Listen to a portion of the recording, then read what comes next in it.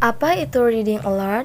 Reading aloud atau membaca dengan keras dan nyaring adalah salah satu bentuk strategi atau cara membaca teks dengan bersuara keras yang dapat membantu memfokuskan perhatian secara mental, menimbulkan pertanyaan-pertanyaan dan merancang diskusi melalui pelafalan vokal atau konsonan, nada atau lagu ucapan, penguasaan tanda-tanda baca, pengelompokan kata atau fase ke dalam satuan-satuan ide, kecepatan mata, dan ekspresi. Nah, selanjutnya, tujuan strategi reading aloud.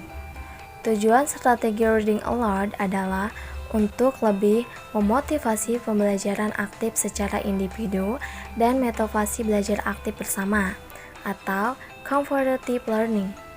Menurut Julhanan pada tahun 2014, tujuan dan manfaat membaca menggunakan strategi reading aloud adalah: yang pertama, medium untuk membangkitkan semangat peserta didik untuk gemar membaca, di samping merasakan nilai-nilai sastra dan aspek-aspek yang berkaitan dengan keindahan.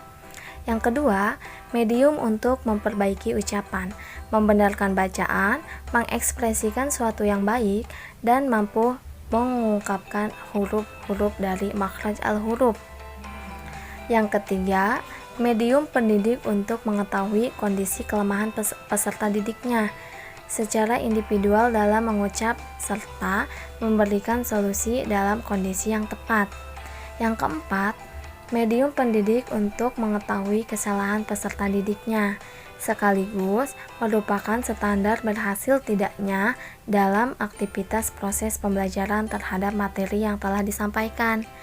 Dan yang terakhir yaitu yang kelima, medium untuk menggembirakan pembaca dan pendengar secara simultan, sehingga keduanya dapat mengadakan internalisasi terhadap bahan bacaan jika teks tersebut menarik.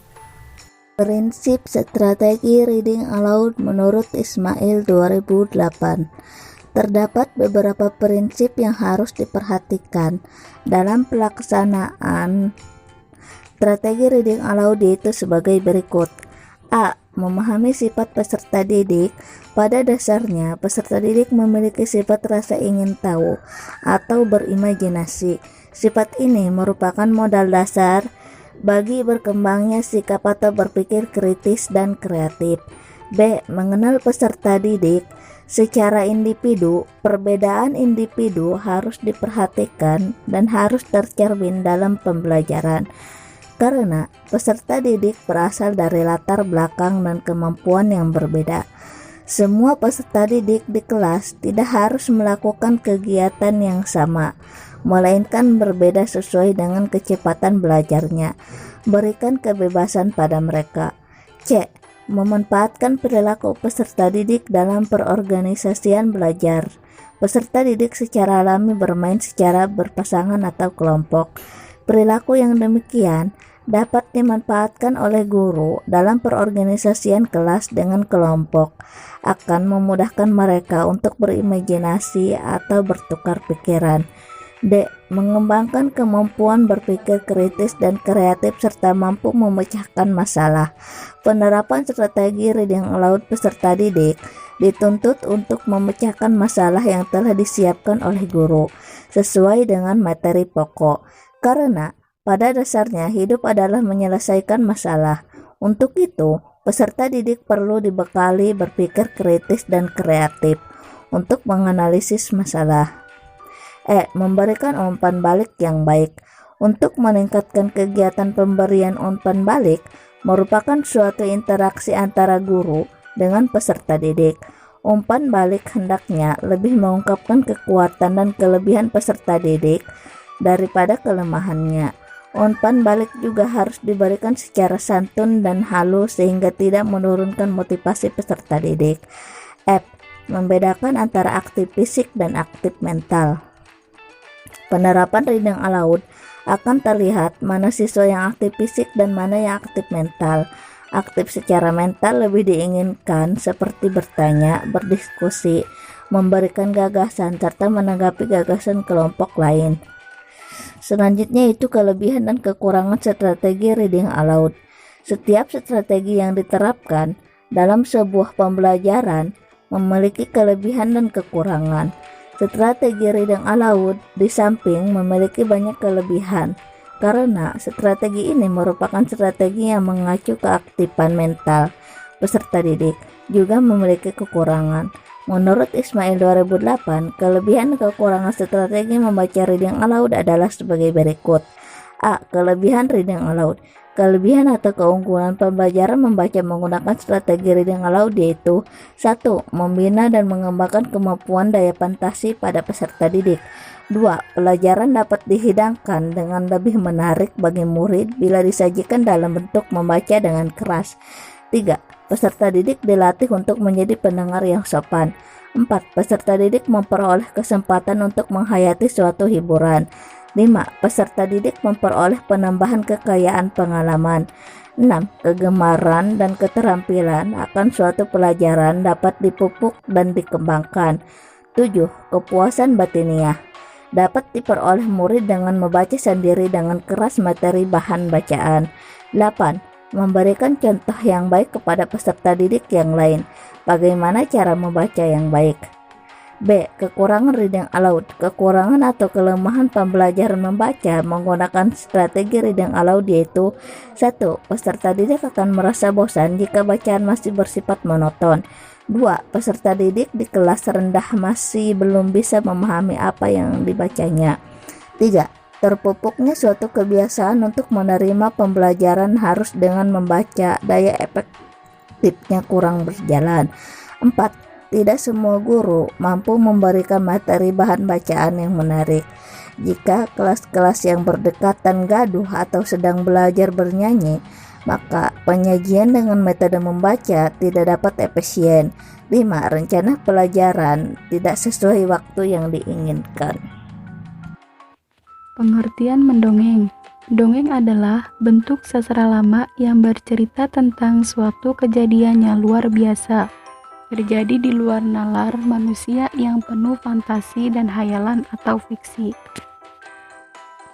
Menurut Purwadarminto menyatakan bahwa dongeng merupakan cerita tentang kejadian zaman dahulu yang aneh-aneh atau cerita yang tak terjadi.